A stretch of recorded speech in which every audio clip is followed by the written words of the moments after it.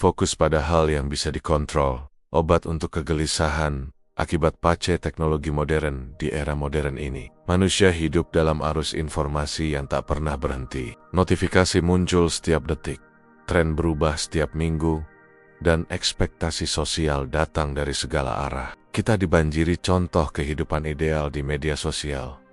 Seseorang menjadi kaya sebelum usia 25. Seseorang menikah dengan pasangan sempurna. Seseorang membangun bisnis berskala global hanya dengan satu laptop dan segelas kopi. Semua terlihat mudah, mulus, dan tanpa hambatan. Namun, di balik layar, kita merasakan satu hal yang tidak pernah diakui secara terang-terangan. Kegelisahan. Kegelisahan bahwa kita tertinggal. Kegelisahan bahwa hidup kita tidak cukup cepat, tidak cukup baik, tidak cukup berhasil. Kegelisahan bahwa kita tidak mencapai apa yang orang lain capai. Dan dalam kegelisahan itu, perlahan kita lupa satu hal mendasar.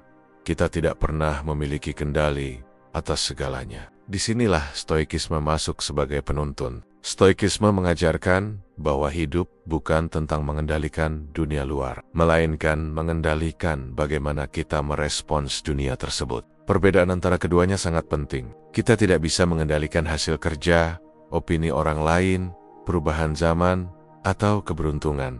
Namun kita bisa mengendalikan usaha, sikap, konsistensi, dan keputusan harian. Epictetus pernah berkata, beberapa hal berada di bawah kendalimu, dan beberapa tidak. Ketahui bedanya, maka engkau akan bebas. Kebebasan yang dimaksud bukan sekadar ketiadaan aturan, tetapi ketenangan batin, sebuah keadaan di mana pikiran tidak lagi berperang dengan realitas, tetapi selaras dengannya. Di saat orang lain panik oleh sesuatu yang mereka tidak bisa ubah, seorang stoik berdiri dengan tenang karena ia hanya memberi energi pada yang relevan baginya. Bayangkan seseorang yang terobsesi dengan hasil, jumlah like, penilaian atasan, validasi orang lain. Ia bekerja bukan karena tanggung jawab, tetapi karena rasa takut tertinggal. Ia mudah kecewa, mudah berhenti, dan mudah merasa gagal karena fokusnya salah arah pada hal-hal di luar kendalinya. Sebaliknya, seseorang yang hidup dengan prinsip stoik akan berkata,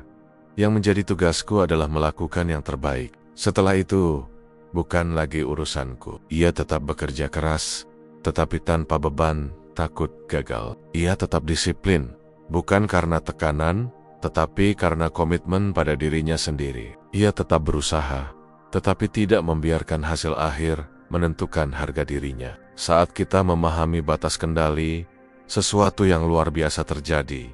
Pikiran menjadi ringan, tindakan menjadi jelas, dan kehidupan menjadi lebih terarah. Tidak lagi kita bertanya, bagaimana agar semua berjalan sesuai keinginanku, melainkan apa yang bisa kulakukan sekarang yang berada dalam kendaliku. Dengan perspektif ini, produktivitas bukan lagi usaha untuk mencapai kesempurnaan, melainkan seni menjalankan tugas dengan kesadaran dan ketenangan. Kita mulai menghargai proses, bukan hanya hasil. Kita mulai menyadari bahwa disiplin bukan paksaan, melainkan penghormatan kepada diri sendiri. Dan pada akhirnya, barulah kita memahami pelajaran paling sederhana, tetapi paling dalam dari stoikisme. Kita tidak perlu mengendalikan dunia untuk menjalani hidup dengan baik. Kita hanya perlu mengendalikan diri kita sendiri. Pertempuran dengan penundaan, lawannya bukan waktu, tapi diri sendiri. Penundaan, atau yang sering kita sebut prokrastinasi, bukanlah fenomena baru. Ini bukan penyakit modern, bukan akibat teknologi, bukan pula kelemahan moral semata. Bahkan di zaman para filsuf kuno, manusia sudah berjuang melawannya. Bedanya, dulu distraksi datang dalam bentuk sederhana, percakapan, hiburan fisik, atau sekadar rasa malas untuk bergerak. Kini, distraksi hadir dalam versi yang jauh lebih canggih, dipoles agar memikat, dan dirancang khusus untuk mencuri fokus. Namun meski konteks berubah, musuhnya tetap sama, pikiran kita sendiri. Penundaan bukan karena kita tidak tahu apa yang harus dilakukan, bukan karena tugasnya terlalu sulit. Seringkali, kita menunda karena pikiran menciptakan narasi bahwa kita harus menunggu mood, menunggu waktu yang tepat, atau menunggu kesiapan sempurna sebelum mulai bergerak. Pikiran memperbesar tugas, membayangkan kesulitan, lalu menciptakan ketakutan yang tidak nyata. Padahal, tugas itu sendiri tidak berubah, hanya pikiran kita yang membesarkannya. Para Stoik memberi sebuah nasihat sederhana, tetapi sangat tajam. Jangan membuang waktu memikirkan apa yang harus dilakukan. Tindakan adalah obat bagi pikiran yang penuh keraguan. Seringkali kita berpikir terlalu banyak sebelum memulai sesuatu. Kita menganalisis, merencanakan, membayangkan skenario terburuk, atau mencari motivasi yang tidak juga datang. Tanpa kita sadari, kita bukan kekurangan waktu, melainkan kelebihan alasan. Stoikisme mengajarkan bahwa disiplin bukan kondisi emosional. Disiplin tidak datang ketika perasaan sedang baik atau ketika inspirasi tiba. Disiplin adalah komitmen yang dijalankan bahkan ketika pikiran menolak, bahkan ketika suasana hati tidak mendukung, bahkan ketika tubuh terasa berat. Marcus Aurelius pernah menulis dalam jurnalnya, dengan jujur dan penuh manusiawi, engkau tidak ingin bangun, tapi engkau ada di dunia bukan untuk tidur, melainkan untuk bekerja sebagai manusia. Ada ketegasan dalam kata-kata itu. Sebuah pengingat bahwa tindakan sederhana seperti memulai hari, menggerakkan tubuh, atau duduk mengerjakan pekerjaan, adalah bagian dari tanggung jawab kita sebagai makhluk berakal. Penundaan memberi kenyamanan sesaat, tetapi menyisakan penyesalan panjang. Sebaliknya, tindakan mungkin terasa sulit di awal, tetapi membawa rasa hormat pada diri sendiri. Setiap kali kita menang melawan penundaan, bahkan dalam bentuk paling kecil, 5 menit mengetik, 10 menit membersihkan, beberapa halaman membaca, kita sedang memperkuat karakter, bukan hanya menyelesaikan tugas. Dalam dunia modern, kita sering memuja motivasi. Kita berharap dorongan emosional menjadi alasan bekerja. Namun para Stoik tidak menunggu motivasi. Mereka tahu motivasi tidak dapat diandalkan. Yang dapat diandalkan hanya tindakan. Dan tindakan tidak harus besar. Tindakan hanya harus dimulai. Mulailah dengan satu langkah. Lanjutkan satu tugas kecil. Kerjakan sedikit demi sedikit. Bukan karena hasil besar dijanjikan, tetapi karena konsistensi kecil akan menciptakan momentum. Pada akhirnya, pertempuran terbesar bukan melawan tumpukan pekerjaan, jadwal padat, atau deadline yang mendekat. Pertempuran itu terjadi di dalam diri, antara bagian diri yang ingin berkembang dan bagian diri yang ingin tetap nyaman. Dan kemenangan hadir bukan ketika tugas selesai, tetapi ketika kita memilih bertindak daripada menunda. Karena pada saat itu, kita tidak sekadar produktif. Kita sedang menjadi versi diri yang lebih kuat, lebih berdaulat, dan lebih sadar. Resistensi terhadap dopamin instan, media sosial, belanja, konten viral, dan godaan kenikmatan cepat. Kita hidup di zaman ketika kesenangan tidak lagi perlu dicari. Ia datang menghampiri. Satu sentuhan layar, dan kita bisa tenggelam dalam hiburan tanpa akhir. Sekali swipe, kita menemukan sesuatu yang membuat tertawa, kaget, terhibur, atau bahkan tersinggung. Dunia modern telah menjadikan kenikmatan cepat bukan sekadar akses, tetapi kebiasaan. Dopamin, senyawa kimia kecil di otak, kini menjadi penguasa tak terlihat. Ia memberi hadiah instan ketika kita melihat notifikasi baru, video pendek, diskon belanja, atau pujian digital. Dopamin bukan sesuatu yang buruk. Ia adalah bagian alami dari sistem motivasi manusia. Tapi masalah muncul ketika kita mulai mengejarnya tanpa henti.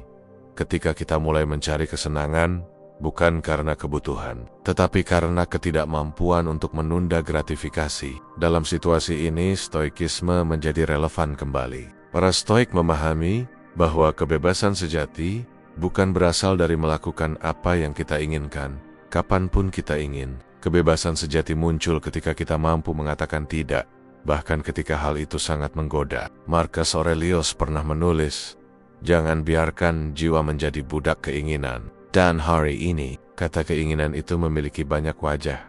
Scroll tanpa tujuan, binge watching, notifikasi yang memanggil seperti jerat halus, hingga dorongan menghabiskan uang untuk sesuatu yang tidak benar-benar kita butuhkan. Masalah terbesar bukan sekadar waktu yang hilang. Yang hilang jauh lebih besar, fokus, kemampuan mendalam untuk bekerja, dan kedisiplinan yang membentuk karakter. Setiap kali kita memilih kenikmatan cepat di atas komitmen panjang, ada bagian dalam diri kita yang melemah. Kita memberikan sinyal kepada otak yang sulit tidak perlu dilakukan. Yang penting adalah kenyamanan. Dan sinyal itu, jika diulang, menjadi pola. Pola itu menjadi kebiasaan, dan kebiasaan itu perlahan membentuk identitas. Stoikisme mengajak kita menunda kenikmatan, bukan karena kesenangan itu dosa, tetapi karena tidak semua kesenangan membawa pertumbuhan. Ada kenikmatan yang memperkuat hidup, seperti istirahat setelah bekerja keras, dan ada pula yang mencuri potensi. Di era modern, disiplin bukan lagi tentang bertahan dari kesulitan fisik seperti zaman lampau. Disiplin hari ini adalah perjuangan melawan stimulan yang terlalu mudah darah mendatang. Tantangan kita bukan kekurangan kesempatan, tetapi kelebihan gangguan. Dan di tengah itu semua, latihan stoik menjadi sederhana namun sangat kuat. Sadari impuls sebelum menuruti. Tanyakan pada diri, apakah ini pilihan sadar atau pelarian? Tahan beberapa detik sebelum bereaksi. Pilih tindakan, bukan dorongan. Dengan cara ini, kita melatih diri untuk tidak dikendalikan oleh kebutuhan instan. Kita membangun kapasitas untuk fokus, kemampuan untuk menyelesaikan sesuatu, dan rasa hormat terhadap usaha jangka panjang. Ketika seseorang mampu menunda gratifikasi, ia bukan sekadar produktif, ia berdaulat atas dirinya. Ia mampu mengatakan, "Aku yang mengendalikan hidupku." Bukan impuls, bukan kebiasaan otomatis, bukan permainan algoritma, dan pada akhirnya, kemenangan terbesar bukan ketika kita berhasil berhenti scrolling selama 1 hari. Kemenangan terbesar adalah ketika kita mampu menghadapi godaan dan berkata, "Aku memilih yang membangun diriku, bukan yang sekadar memuaskanku." Karena di dunia yang penuh kesenangan instan, kemampuan untuk memilih yang sulit, itulah kekuatan sejati. Keteguhan dalam rutinitas, konsistensi lebih penting dari motivasi. Ada sebuah ilusi besar di era modern, bahwa untuk menjadi produktif, kita harus menunggu motivasi datang, bahwa untuk memulai sesuatu entah itu menulis, belajar, berolahraga, atau bekerja kita harus terlebih dahulu berada dalam kondisi emosional yang tepat. Kita menunggu momen magis ketika hati tergerak, pikiran jernih, lingkungan mendukung, dan suasana terasa sempurna. Namun kenyataannya, momen itu jarang datang, dan bahkan jika datang, ia tidak pernah bertahan lama. Motivasi bersifat rapuh, mudah menghilang, dan sering tidak hadir ketika dibutuhkan. Ia lebih mirip tamu yang tidak punya jadwal tetap, bukan sahabat yang selalu ada. Mengandalkan motivasi berarti membiarkan hidup dipimpin oleh suasana hati, bukan oleh komitmen atau tujuan. Disinilah stoikisme memberikan pelajaran yang sangat mendasar, tetapi sering diabaikan. Jangan menunggu mood untuk melakukan apa yang harus dilakukan. Marcus Aurelius menuliskan dengan tegas, "Bangun dan lakukan tugasmu sebagai manusia, bahkan jika engkau tidak ingin melakukannya." Kata-kata itu sederhana, tetapi mengandung kekuatan. Karena pada akhirnya, manusia bukan hanya makhluk yang merasakan, tetapi makhluk yang bertindak. Dan kualitas hidup tidak ditentukan oleh apa yang kita inginkan, tetapi oleh apa yang kita lakukan, khususnya yang sulit. Rutinitas bagi banyak orang modern dipandang membosankan, monoton, tidak menarik. Tetapi rutinitas adalah struktur yang menahan kehidupan agar tidak kacau. Ia adalah jangkar yang menjaga fokus di tengah distraksi tak henti-henti. Ia adalah alat yang membentuk kebiasaan, dan kebiasaan adalah sistem otomatis yang menggantikan ketergantungan pada inspirasi. Tindakan yang diulang setiap hari, meskipun kecil, membangun karakter yang jauh lebih kuat dibandingkan aksi besar yang dilakukan sesekali. Seseorang yang berolahraga 10 menit setiap hari lebih disiplin daripada seseorang yang berolahraga 2 jam, tetapi hanya ketika mood muncul. Seseorang yang menulis 1 paragraf setiap pagi lebih produktif daripada seseorang yang menunggu momen sempurna untuk menulis 1 bab. Dalam dunia nyata, konsistensi mengalahkan intensitas. Stoikisme mengajarkan bahwa rutin bukan penjara. Rutin adalah bentuk penghormatan terhadap tujuan. Ia menunjukkan bahwa kita serius, bukan sekadar tertarik. Banyak orang menyukai hasil, tetapi sedikit yang mencintai proses. Orang yang sukses bukan memiliki bakat lebih besar, tetapi mereka rela mengulang hal yang sama setiap hari tanpa berhenti. Namun menjalani rutinitas bukan berarti menjalankan hidup secara mekanis. Ada satu elemen penting, kesadaran. Ketika kita menjalankan sesuatu bukan karena terpaksa, tetapi karena memahami maknanya, rutinitas berubah menjadi latihan mental. Ia menjadi tempat kita menumbuhkan kedisiplinan, bukan sekadar menghabiskan waktu. Dan yang menarik, semakin sering kita menjalankan rutinitas, semakin kecil pengaruh dorongan emosional terhadap tindakan. Karena dalam jangka panjang, tindakan menjadi otomatis, pikiran menjadi tenang, dan disiplin menjadi identitas. Pada akhirnya, ketika kita berhenti menunggu motivasi dan mulai melakukan apa yang harus dilakukan, kita akan menyadari satu hal penting. Tindakan mendatangkan motivasi, bukan sebaliknya. Dengan setiap langkah kecil yang dijalankan, tubuh mulai bergerak, pikiran mulai fokus, dan energi mulai mengalir. Saat itu, kita tidak lagi bergantung pada inspirasi yang tidak pasti. Kita menciptakan momentum kita sendiri, dan disitulah kebebasan sejati muncul. Ketika kita dapat berkata pada diri sendiri dengan tenang dan tanpa keraguan, aku akan melakukan ini bukan karena aku ingin, tetapi karena aku memilih. Mental tangguh menghadapi kritik dan ekspektasi sosial.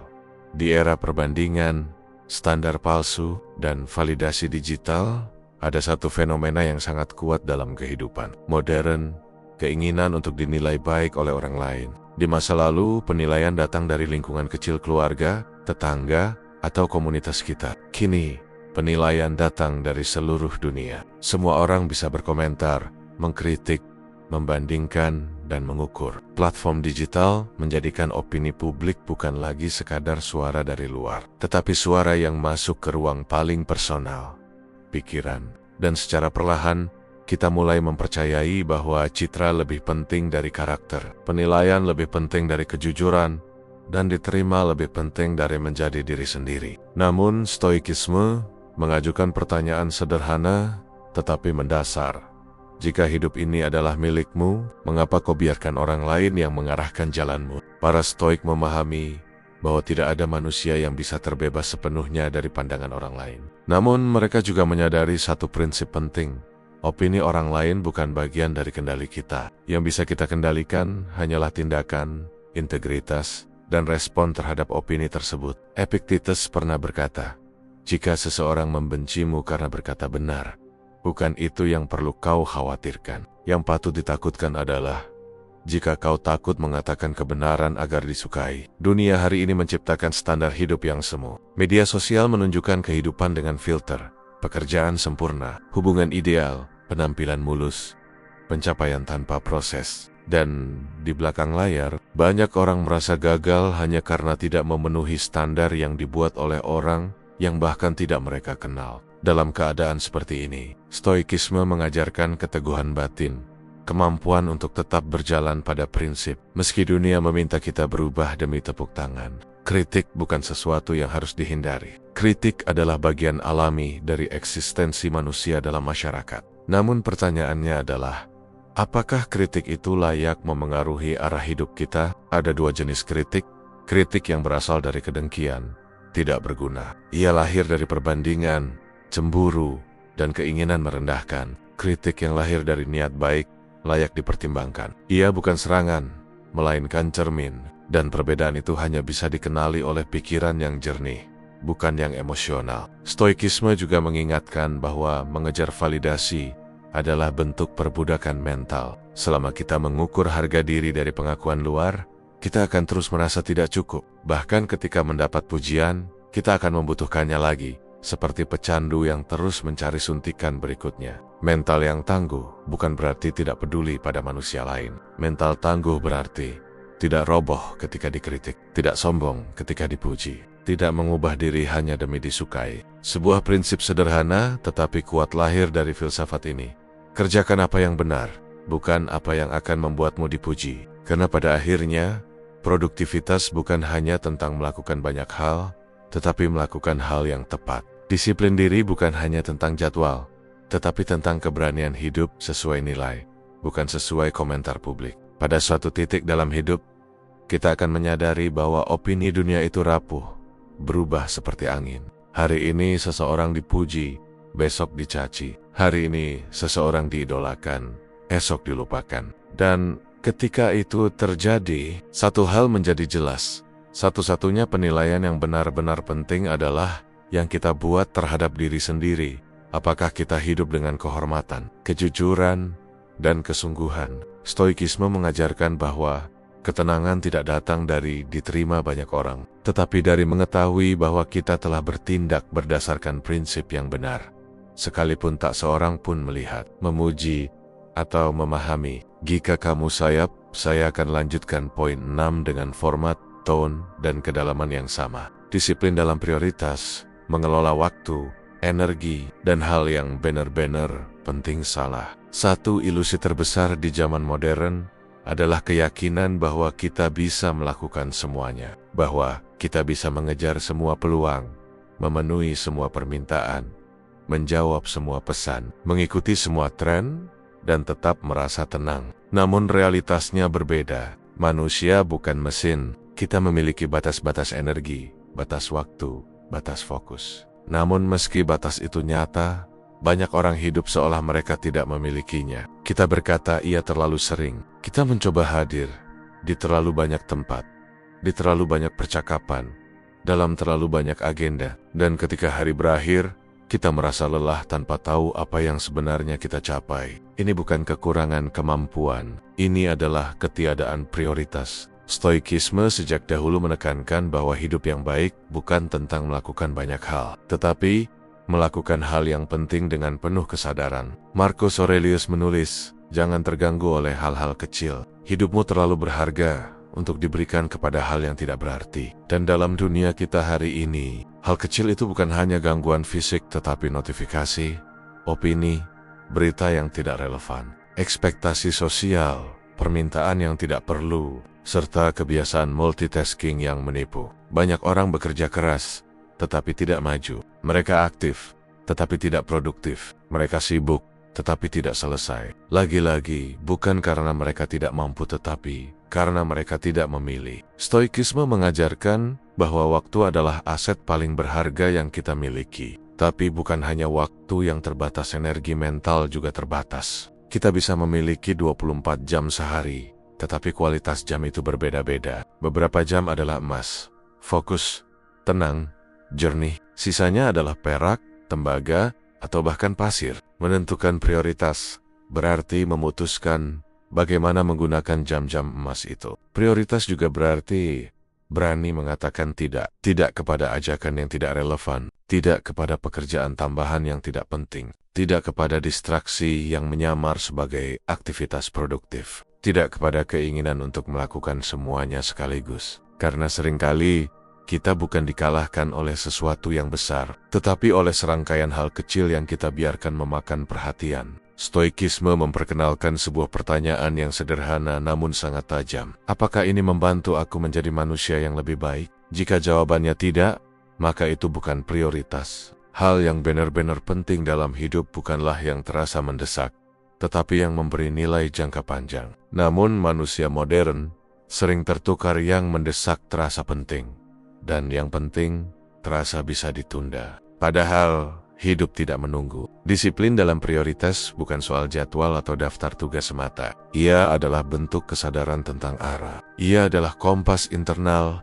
yang membantu kita menentukan apa yang layak menerima perhatian dan apa yang hanya terlihat penting tetapi sebenarnya kosong. Kita tidak bisa mengendalikan panjang hidup kita, tetapi kita bisa mengendalikan kedalaman dan kualitasnya. Dan kedalaman itu hanya bisa dicapai jika kita berhenti mengejar semua hal, lalu mulai memilih beberapa yang benar-benar bermakna. Pada Hakernia, ketika seseorang memahami prioritas, hidup berubah dari kacau menjadi terstruktur, dari reaktif menjadi terarah, dari penuh distraksi menjadi penuh makna. Dan ketika seseorang menjalani hidup berdasarkan apa yang penting bukan apa yang mendesak, bukan apa yang orang lain harapkan, ia menemukan ketenangan yang tidak bisa dibeli, tidak bisa diberikan, dan tidak bisa dipaksakan. Tentu, disiplin dalam prioritas butuh latihan, butuh kejujuran pada diri sendiri, butuh keberanian untuk mengecewakan orang lain, agar kita tidak mengecewakan diri kita sendiri. Namun, hasil akhirnya adalah salah satu bentuk kebebasan paling berharga.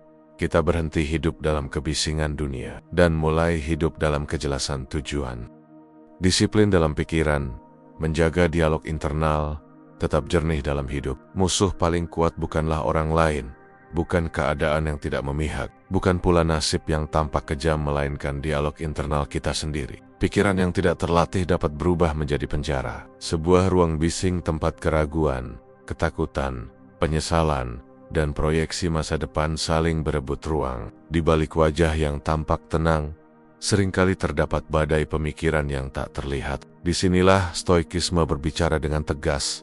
Jika engkau ingin damai, mulailah dengan mengendalikan pikiranmu. Disiplin pikiran bukan sekadar kemampuan berpikir positif atau menolak pikiran negatif. Itu terlalu dangkal. Disiplin pikiran adalah seni untuk membangun hubungan bijaksana dengan apapun yang muncul dalam kesadaran. Ia bukan tentang melawan pikiran, tetapi memilih mana yang layak diberi tempat dan mana yang seharusnya hanya lewat seperti angin tanpa perlu dipertahankan. Bayangkan sebuah ruangan yang Anda tempati setiap hari. Ruangan itu adalah batin Anda. Pertanyaannya sederhana. Apakah ruangan itu rapi atau berantakan? Apakah ia penuh pernyataan seperti, "Aku tidak cukup baik, aku terlambat memulai, aku pasti gagal"? Atau apakah ia dipenuhi pemikiran yang terarah? Apa yang bisa kulakukan saat ini? Apa yang bisa kupelajari dari ini? Apa bagian yang berada dalam kendaliku? Sebuah pikiran yang disiplin tidak membiarkan asumsi menjadi fakta dan tidak membiarkan emosi sesaat menentukan kebenaran. Pikiran yang terlatih mampu bertanya sebelum percaya, menganalisis sebelum bereaksi, dan menilai sebelum menyimpulkan. Dalam disiplin ini terdapat 3 pilar utama. Pertama, kejelasan. Kita harus dapat memisahkan apa yang berasal dari realitas dan apa yang berasal dari imajinasi kita. Seringkali kecemasan bukanlah hasil dari peristiwa nyata, melainkan cerita yang kita bangun sendiri tanpa bukti. Kedua, kontrol. Pikiran harus diarahkan, bukan dibiarkan mengembara tanpa tujuan. Seperti kapal tanpa nahoda, pikiran liar akan membawa kita ke tempat yang tidak kita pilih. Namun, pikiran yang diarahkan akan menjadi kompas yang akurat menuju kehidupan yang bermakna. Ketiga, ketegasan. Kita harus berani menyingkirkan pikiran yang tidak sejalan dengan nilai dan tujuan kita. Ada pikiran yang muncul bukan untuk membantu, tetapi untuk menguji. Pikiran tersebut tidak perlu diperjuangkan, cukup diamati, diterima, lalu dilepas. Dengan kata lain, menjaga dialog internal berarti menjaga kualitas hidup. Karena hidup seseorang tidak ditentukan oleh apa yang ia alami, tetapi oleh bagaimana ia berpikir tentang apa yang ia alami. Jika Anda ingin hidup dengan ketenangan, mulailah dari dalam. Awasi kata-kata yang Anda ucapkan kepada diri sendiri. Lunakan nada ketika berbicara pada kelemahan Anda. Tegaskan arah ketika Anda mulai tersesat. Pada akhirnya, Anda adalah penjaga pikiran Anda sendiri. Dan ketika pikiran teratur, tindakan menjadi jelas, hati menjadi tenang, dan hidup untuk pertama kalinya akan terasa seperti sesuatu yang berada dalam kendali Anda. Menguasai reaksi, bukan keadaan dalam perjalanan hidup.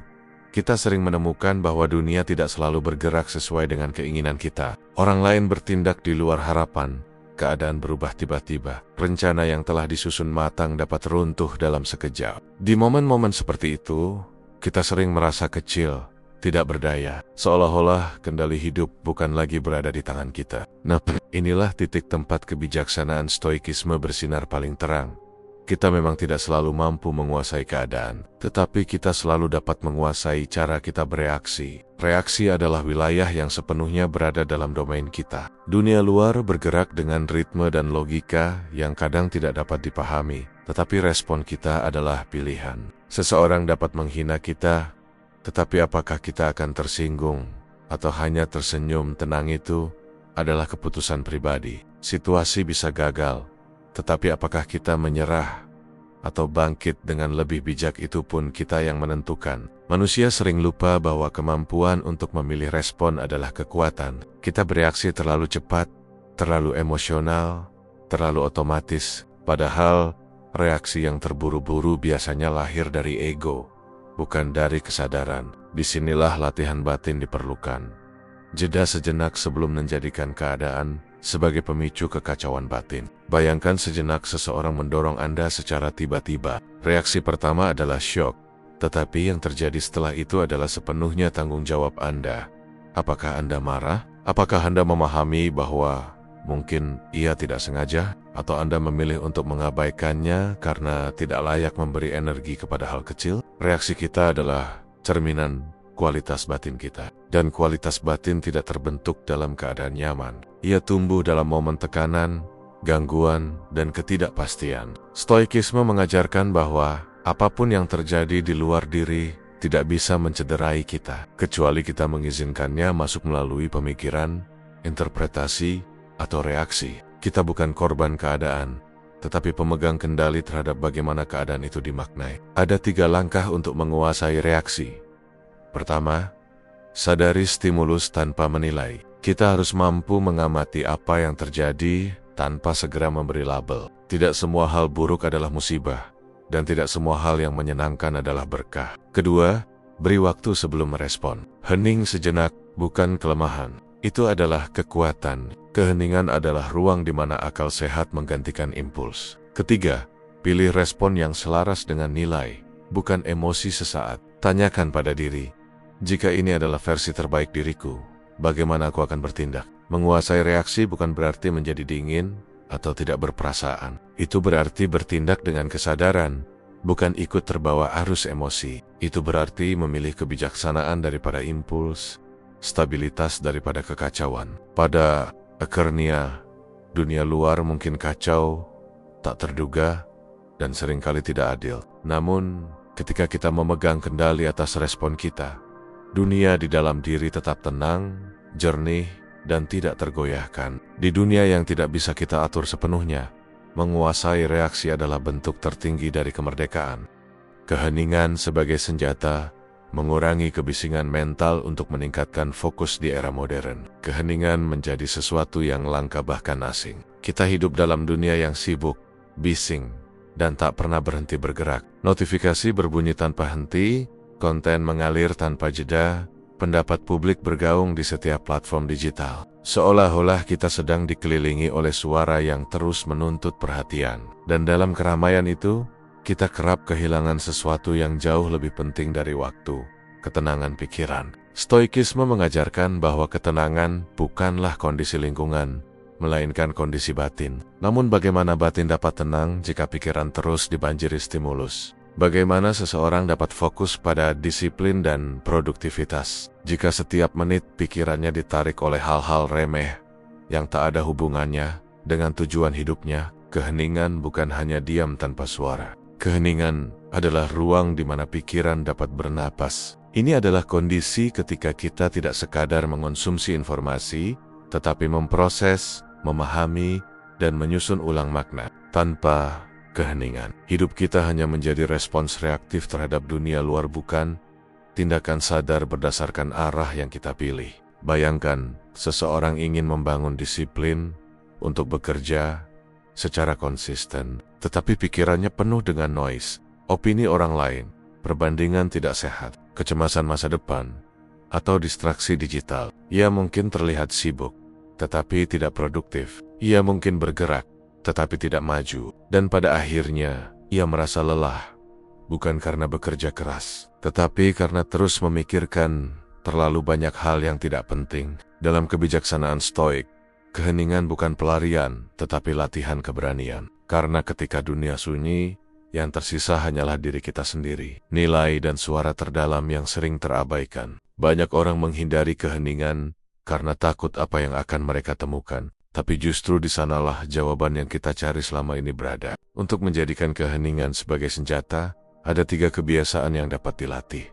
Pertama, batasi paparan stimulus. Tidak semua informasi adalah pengetahuan. Tidak semua berita adalah kebutuhan. Dan tidak semua suara pantas memasuki pikiran kita. Pilih apa yang membawa Anda tumbuh, bukan apa yang membuat Anda gelisah. Kedua, sisihkan waktu refleksi setiap hari. 5 hingga 10 menit dalam keheningan tanpa layar, tanpa musik, tanpa distraksi dapat menjadi fondasi mental yang kokoh. Di momen itu, perhatikan pikiran, namun jangan larut di dalamnya. Ketiga, belajar menghargai momen tanpa harus memenuhi semuanya dengan aktivitas. Tidak semua jeda adalah kemunduran. Kadang, diam adalah langkah maju yang tidak terlihat. Ketika keheningan mulai mendapat ruang dalam kehidupan kita, sesuatu yang menarik terjadi.